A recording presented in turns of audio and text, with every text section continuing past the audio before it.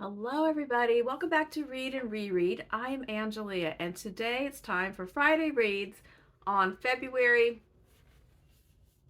9th. So I hope you've been having a good week.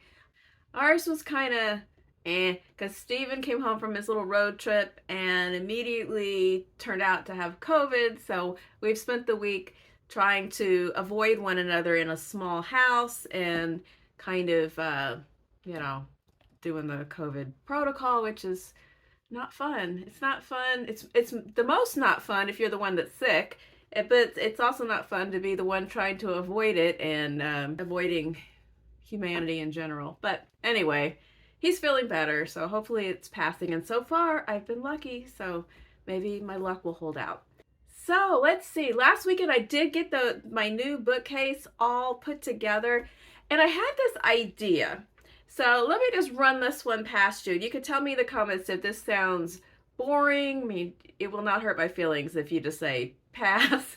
But I have this idea. I'm not into like big, large scale library tour because it's kind of hard to know where to cut that off. I've seen some that I really enjoyed, but I'm afraid if I did one, I'd either have to rush through it or it'd be too long. So I don't want to do like a full library tour. But I have this idea for a recurring segment called The Story of the Shelf or something like that, and where I just pick out one random shelf and I just talk about the things on just that shelf, like what they mean to me, how they came into my life, and I haven't read them yet, or it's my favorite book or whatever, and just kind of randomly do a video like that now and then, kind of like how I do the Time Warp Tuesday, sort of intermittently, just do the story of one shelf every once in a while. So let me know if that sounds interesting at all or if it's a giant snoozer, and I will move on to other ideas.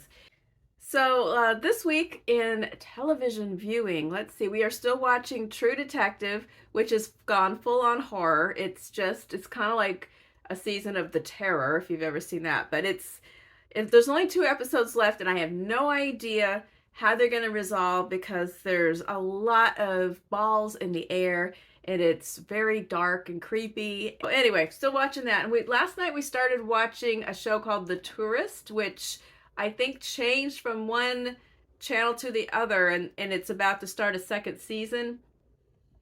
It's Australian, I guess. It's set in Australia, but the main character, I think he's not Australian. I'll look it up.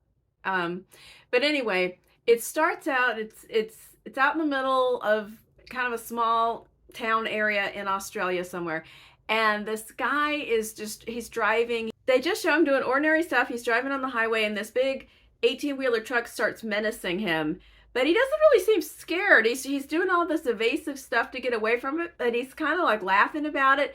But then there's an accident, and he wakes up in the hospital. He has no memory, doesn't know who he is whatsoever, and all he has is a little piece of paper with like a diner and a day and time, like a meetup.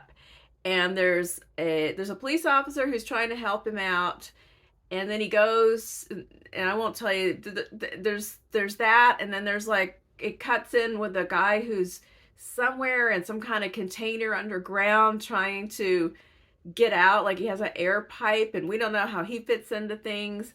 But it was suspenseful.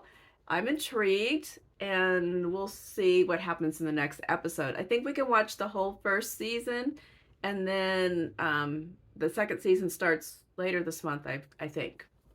So let's go on to the books. The first book is one that I can't really talk about right now because I read it for the BookTube prize judging, and that is Witness by Jamel Brinkley. It is a collection of short stories. It's the second collection by this author. He's an African-American author who was raised in the Bronx and Brooklyn, but now he teaches in the Iowa Writers Workshop, and all the stories are set in New York City. This year I decided to film little vlog parts along the way because last year I waited and just made videos after the sections, and then, I'd return books back to the library, or I read it months ago and blah, blah, blah. So I decided this time I'll just film each segment while it's fresh, and then I'll decide if I want to put it in order of how I ranked them or how I read them, or I can decide that later, but I'll just tape the pieces, and then we'll see how everything ends up when I do my ranking. So I did read this though. I also finished reading Bud Not Buddy by Christopher Paul Curtis. This was a book that I read with Michael Clark, and it won the Newbery Prize and the Coretta Scott King Award. It's also a book that's been banned or challenged in the past, and it fits in wonderfully with reading fiction for Black History Month.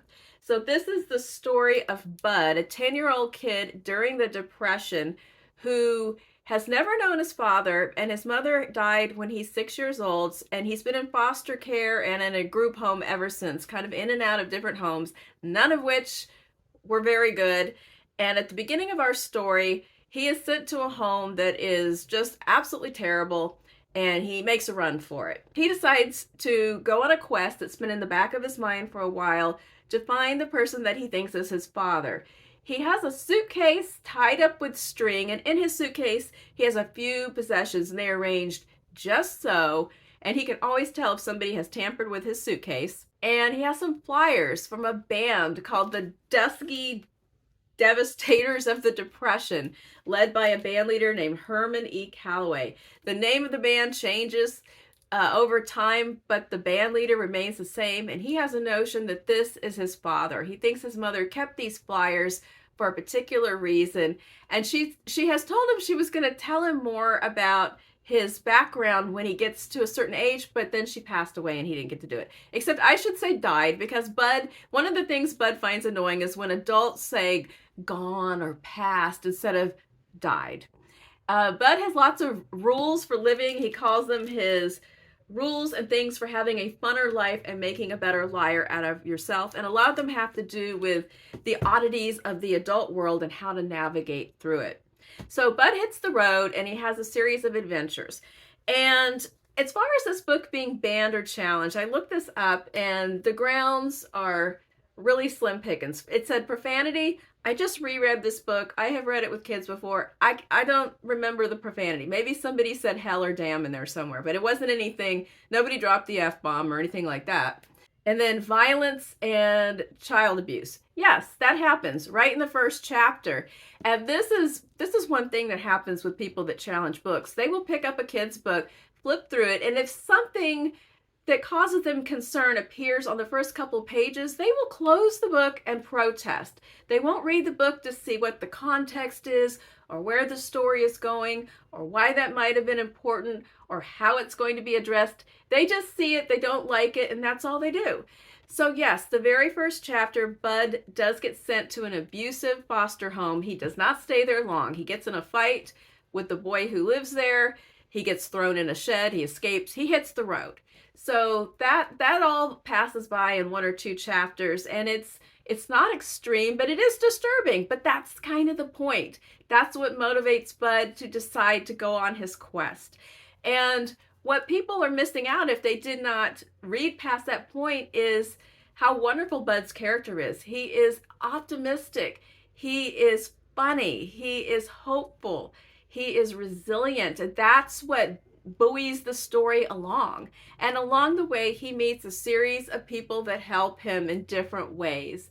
And it's just really good. In the historical setting, in the Depression, in Flint, Michigan, is really vivid. In the background, there's things about union organizers and people riding the rails and cardboard cities and soup kitchens. Also the experience of being Black during that time and place.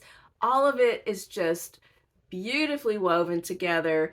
I don't want to say too much about it. It's a great book. It is a great book for adults or for kids. And it's one of those great double level books. So I recommend, whether or not you like to read kids' books, I loved rereading Bud Not Buddy as an adult, not sharing it with children, just enjoying talking about it with another adult. Something else that I read this week was from my Riverside Shakespeare. Priscilla, I used my Riverside Shakespeare this week. It is The Merry Wives of Windsor. Why is there a Post-it note on there? The Merry Wives of Windsor. That was our selection this month for the Bard Room, which is a progressive reading of the works of Shakespeare. And it was very entertaining. So last month we read A Winter's Tale, which was kind of a meh play in his canon, but The Merry Wives of Windsor is a funny play. I enjoyed it a lot. It was, the humor is broad, it is slapstick, it is silly. I think that I saw this staged many years ago, like back in the 90s at a Shakespeare in the Park outdoors thing in Houston. And I do remember that vaguely, and that being very funny and entertaining. That's my last encounter with The Merry Wives of Windsor.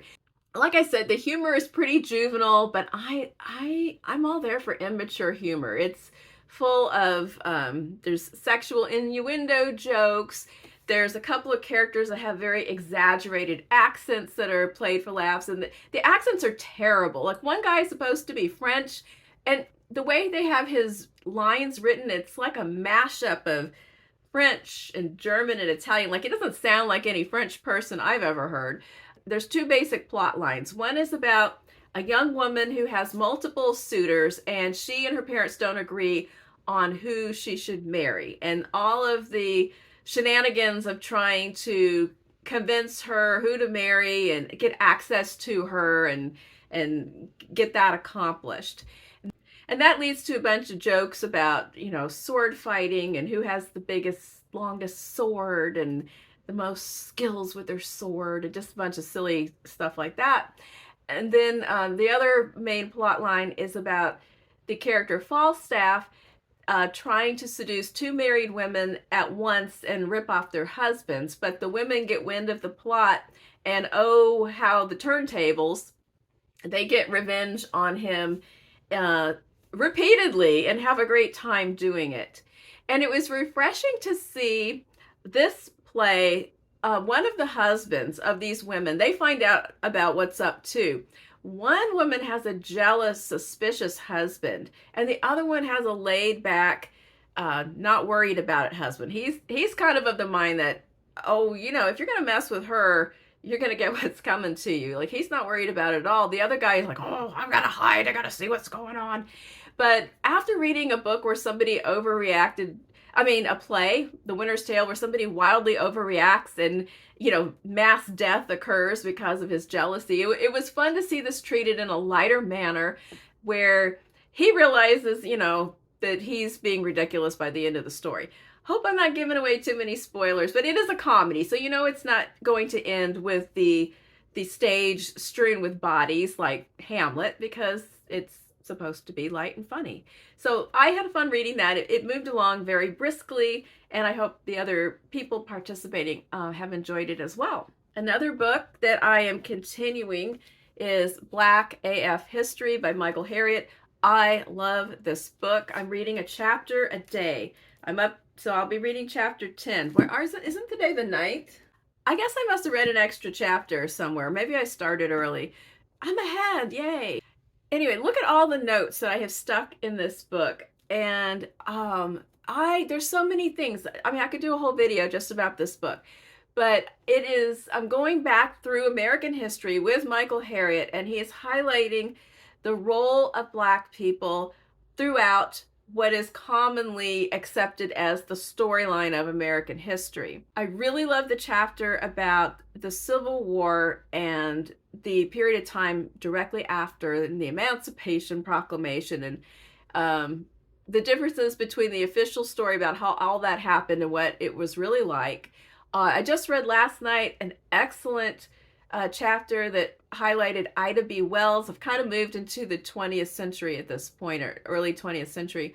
I'm finding out extra things about stuff I already knew, and then new things and people I hadn't heard about. I'd heard of Ida B. Wells, but from a elementary librarian perspective, and kind of like the tame version of icons of Black history that kind of roll out every year. And then to find out about her extensive work as a journalist covering lynching in America was really eye-opening and added a lot more depth to my biographical knowledge of this person.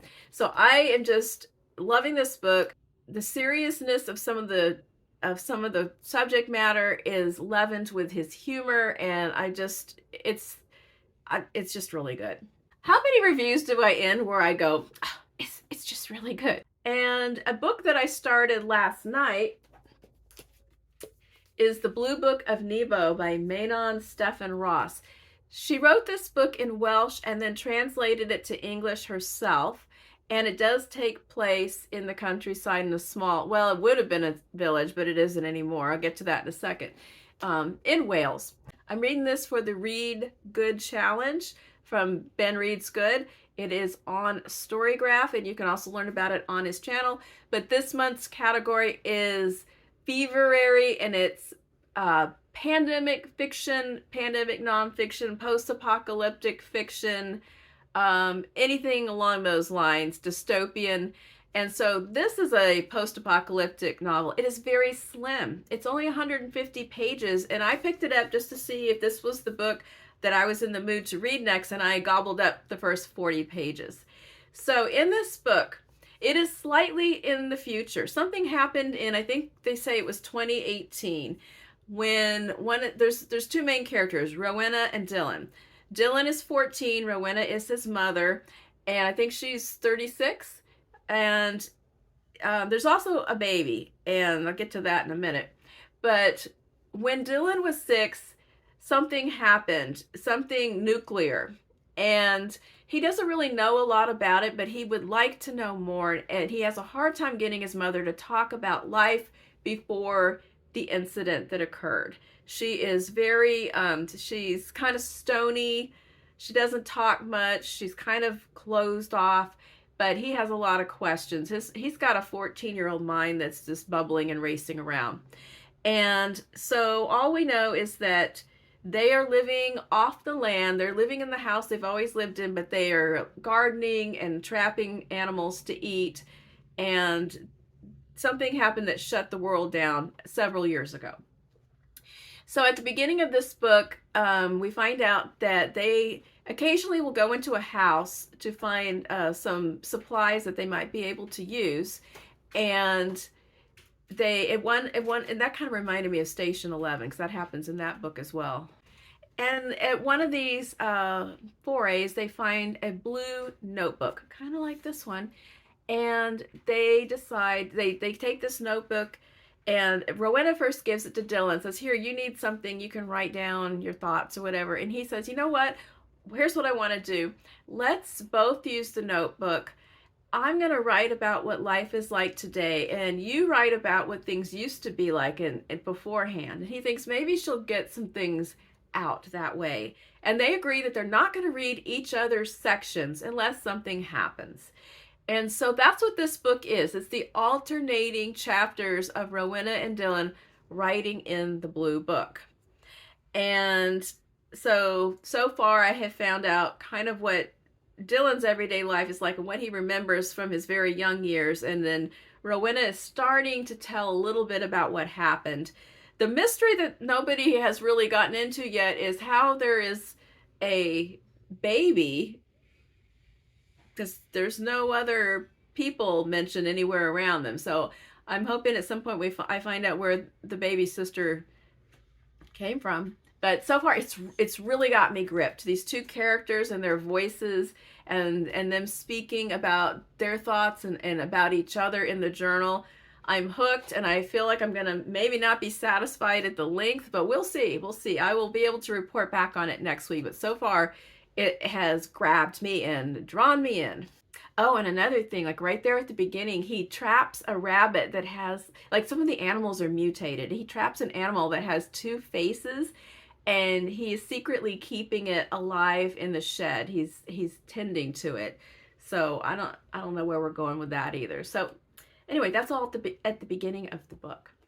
The next book I need to read is The Rachel Incident by Caroline O'Donoghue. This will also be for the BookTube prize. It came in for me at the library, and I had originally thought I'll read it in March because it has an Irish author, but it came up and the ones that I ordered aren't here yet, so I will just proceed and read this one next. So that's the plan for right now in the weekend. Let me know what you have been reading this week. What did you love? What are you going to do this weekend? And I guess we're not doing anything until the viruses clear out of the house, but hopefully we'll have a better report next week. So take care, and I'll talk to you soon. Bye-bye.